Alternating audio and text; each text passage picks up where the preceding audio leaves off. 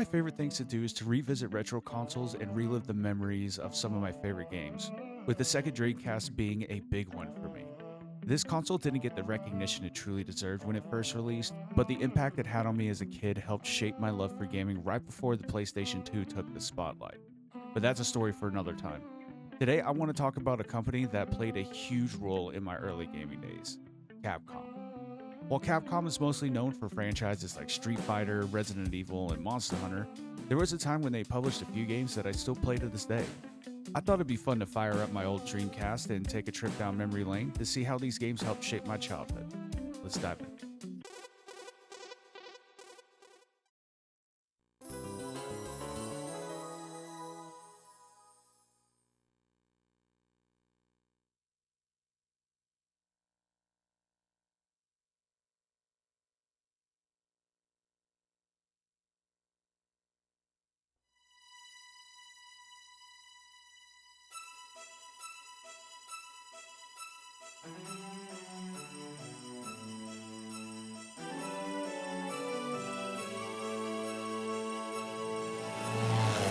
Without warning, a dark cloud fills the sky, and then a huge shadow blankets the entire room with roaring that shakes the entire land. Suddenly, a mysterious floating castle appears out of nowhere. In the blink of an eye, the Power Stone heroes are caught and transported to the floating castle. What will happen to our heroes? Welcome to the Power Stone world. I can't help but be grateful to Capcom for creating Power Stone 2. This game didn't just entertain me, it genuinely helped spark and develop my creative side. It takes everything that made the original Power Stone special and cranks it up to 11. Now, I'll admit, I never actually played the first game, but I have nothing but appreciation for the groundwork it laid for its sequel. Power Stone 2 shines with its dynamic and chaotic level design. Each arena is packed with objects you can pick up and use as improvised weapons. The stages are more than just backdrops, they're constantly shifting with set pieces that can range from a mid-air flying ship to an Indiana Jones-style tomb, complete with a giant rolling boulder you have to escape from. Most stages evolve during the battle, going through one or two transitions that make every fight feel fresh and unpredictable. Scattered around the battlefield are chests filled with a wide variety of weapons. The arsenal is wild, ranging from basic 6-shooters to high-powered energy shotguns, elemental staffs, swords, shields, and more. But the real heart of the game lies in the Power Stones, magical gems that let your character transform into an over-the-top, superpowered version of themselves. This is where the game's style and creativity really shine. Each fighter has a unique personality, and their transformations amplify that tenfold. Falcon, for example, is a pilot who turns into a missile-launching jet-powered robot. Ryoma, the noble swordsman, dons gleaming silver armor and gains control over electricity. And then there's Gorman, my personal favorite. He's a chef who transforms into a polka dot dinosaur dragon hybrid, and he shoots pigs out of a giant cooking pot. Okay, alright, it doesn't really make a whole lot of sense, but this just works. The game's arcade mode has you battling through 5 stages, 3 chaotic free-for-alls and 2 boss battles sprinkled in.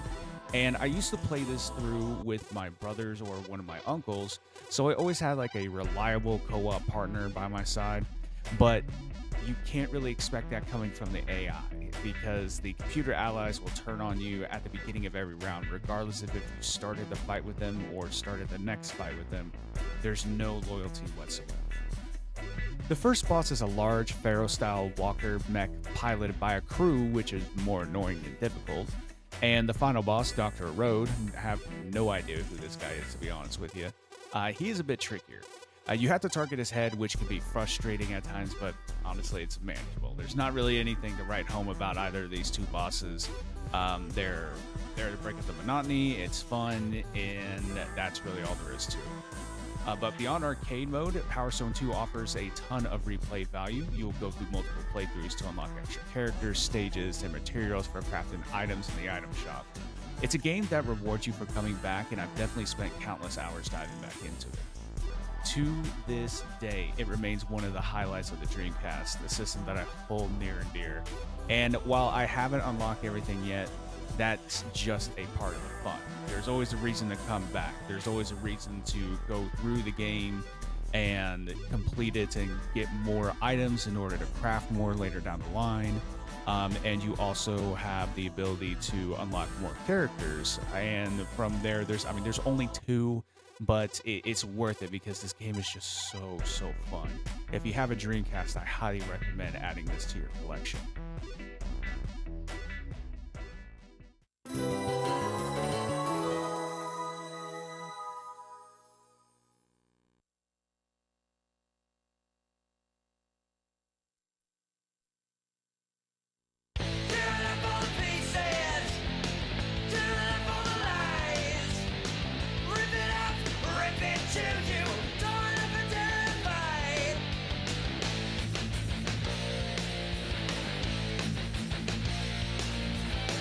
Everything is well tonight, and my brain is welling out of my head.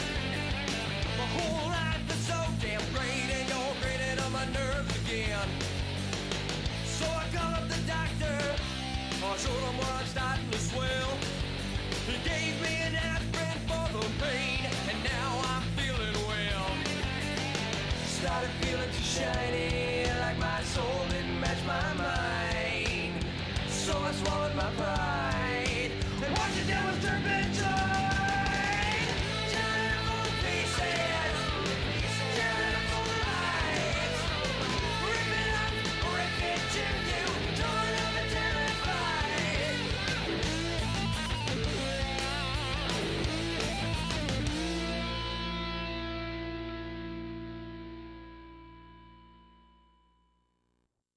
I don't know if it's the gritty art style, the relentless rock music that follows him around, or just the sheer badass energy he brings to every scene, but I've always loved Todd McFarlane's Spawn.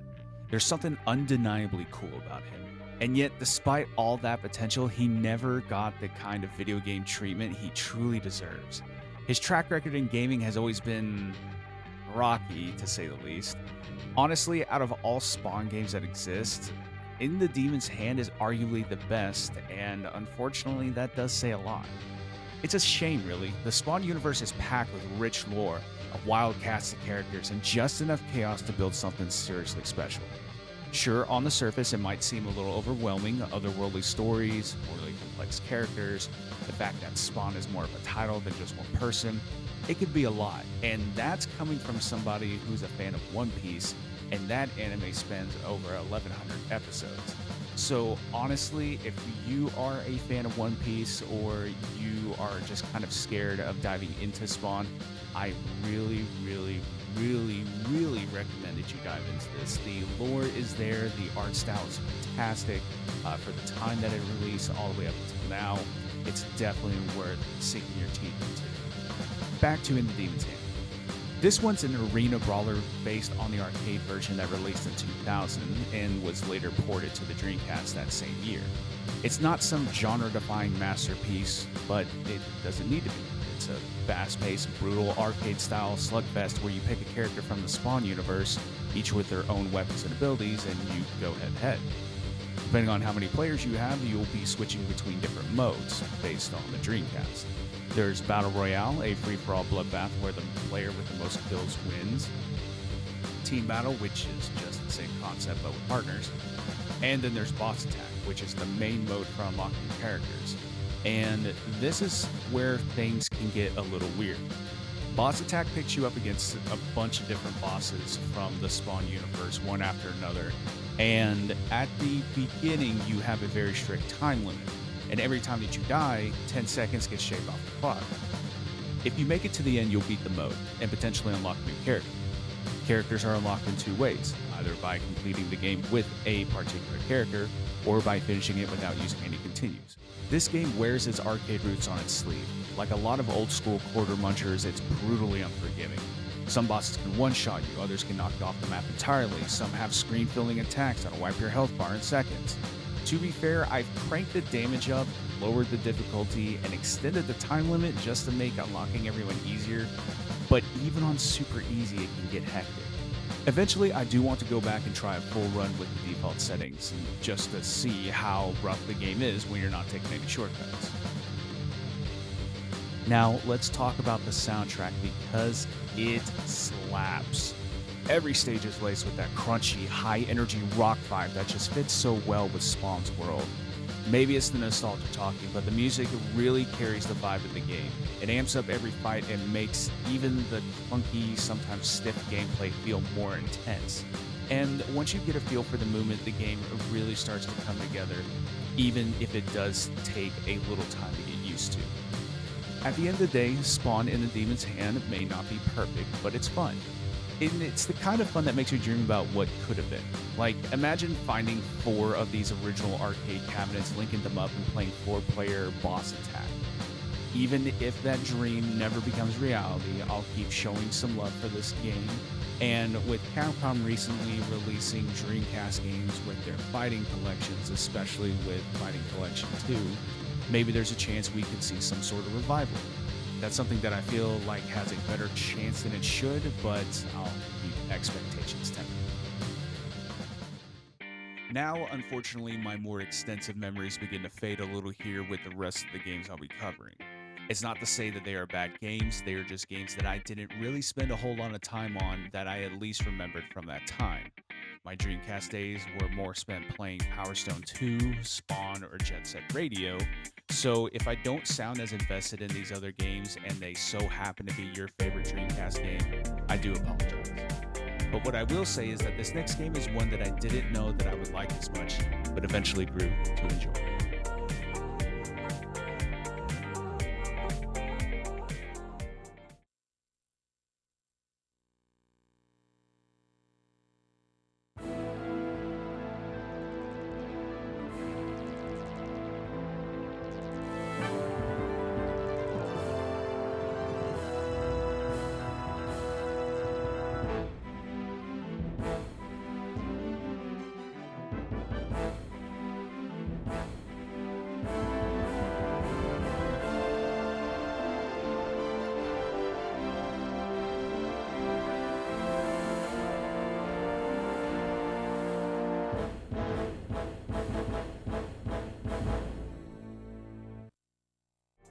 It's the year 20XX, and terrorists are threatening the safety of the world.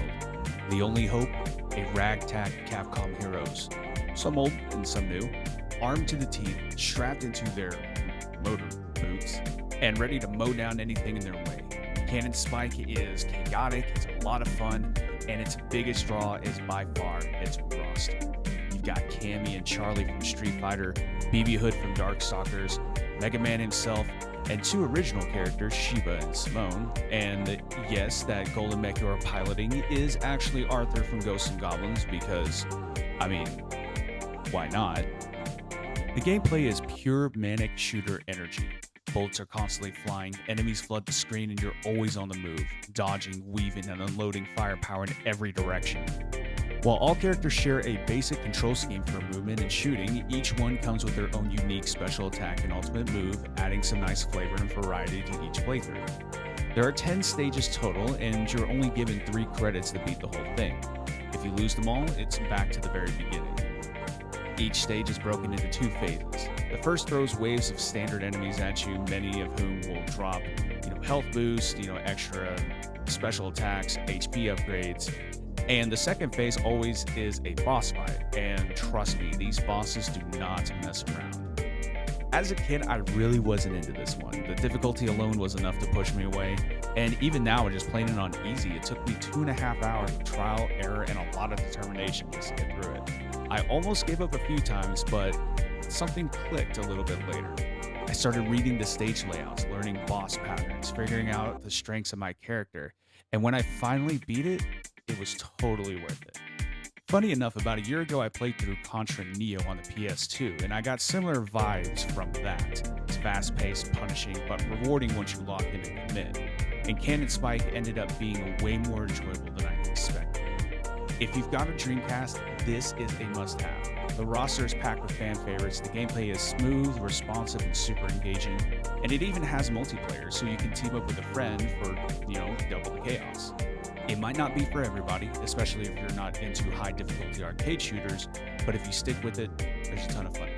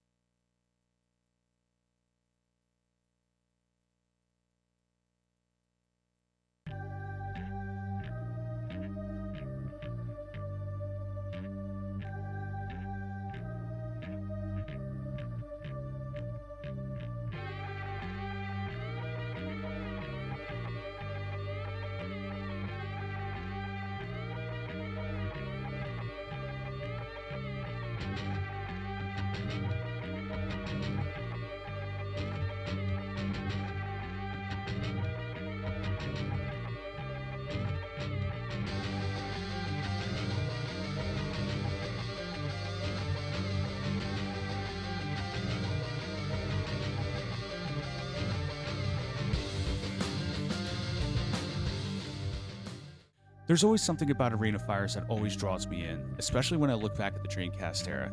Maybe it's the way Capcom injected each game with its own personality, little twists that made them stand out. Power Stone leaned heavily into fantasy, delivering a lighthearted experience with wild weapons and character transformations. Spawn in the Demon's Hand brought otherworldly powers and a darker tone. And then there's Heavy Metal Geomatrix, which sits somewhere in between, but carries a vibe that's entirely its own. Geomatrix is based on the Heavy Metal license, and it really leans into that aesthetic, gritty violence, and unapologetically over the top. While that particular brand of edginess really isn't my thing, I can still appreciate the space that it occupies. It's bold, loud, and has a visual identity that isn't afraid to be different. My memories of this game are a bit faint, and that might be for a couple reasons. One, Power Stone and Spawn took up more of my time, but more than that, Geomatrix doesn't offer much in terms of story or depth. From what I've gathered, mostly from fan wikis, it's set in a post-apocalyptic nanobot-ruled cyber world where factions fight over land or something like that. Combat is straightforward. Much like its arena fighter peers, characters all share the same basic attack animations, and all while each has a predetermined weapon, that uniqueness fades a bit when anyone can pick up any weapon that spawns.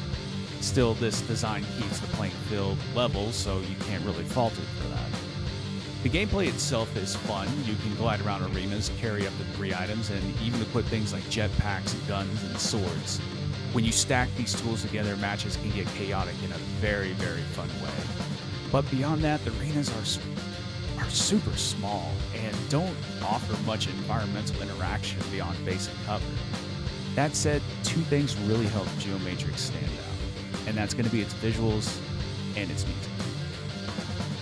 The Dreamcast had a knack for making games look great, and Geomatrix is no exception. Its distinct art style matches the gritty tone of the game perfectly, and the character and weapon designs are eye-catching and well-aligned with the world's aesthetic. And then there's the soundtrack, arguably the best part of the experience. The game leans heavily into licensed rock music. I remember Megadeth and Motorhead the most, and to this day, I still listen to Moto something. Beyond that, there isn't a whole lot to talk about. Characters have endings, but they're throwaway and don't add much. There's a versus mode and something called Chaos Matrix, but I never got around to trying that.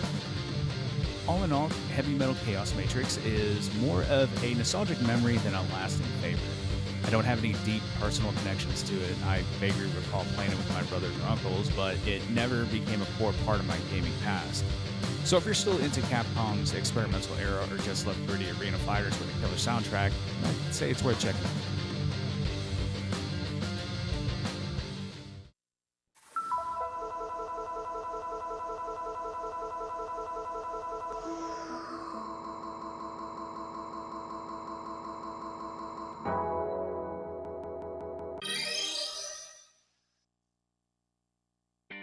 Okay, here's where I feel I might catch the most heat. I was not super into Project Justice. Now hold on, hear me out, don't get me wrong. The game is incredibly unique and fun. The combat is fast-paced, the air combos feel amazing, and the team-up attacks are some of the most creative I've seen in a fighting game. But here's the thing. I really don't enjoy playing fighting games on the controller. I used to, of course, but once I committed to learning fighters on a more proper fighting stick, like an arcade stick, there are just so many affordable and accessible options out there that there was just no going back. Going back into a controller just does not feel right to me. And that definitely did not help my experience with Project Justice, especially with the controller. The Dreamcast controller, while iconic, just isn't really ideal for fighting games. And with the layout of the controller and how you have to position your hand, it's just not one that's going to be super accommodating for most people. And it really helped me have a more, what I call a complete experience with the game. With that said, I'm hyped for Project Justice to be coming to the new Capcom Fighting Collection, and I'm 100% planning on picking it up and giving this game another shot. I've even heard that arcade sticks were made for the Dreamcast, so maybe I'll track one down just for the novelty of it. With this and the Power Stone series being included in the upcoming collection, I'm happy to wait and dive back when that drops on the Xbox next month. Aside from the control gripes, I don't have any real complaints. The game is generally awesome. I'm a big fighting game fan. I play Tekken, Street Fighter, Mortal Kombat, King of Fighters, and I'm super excited for City of the Wolves.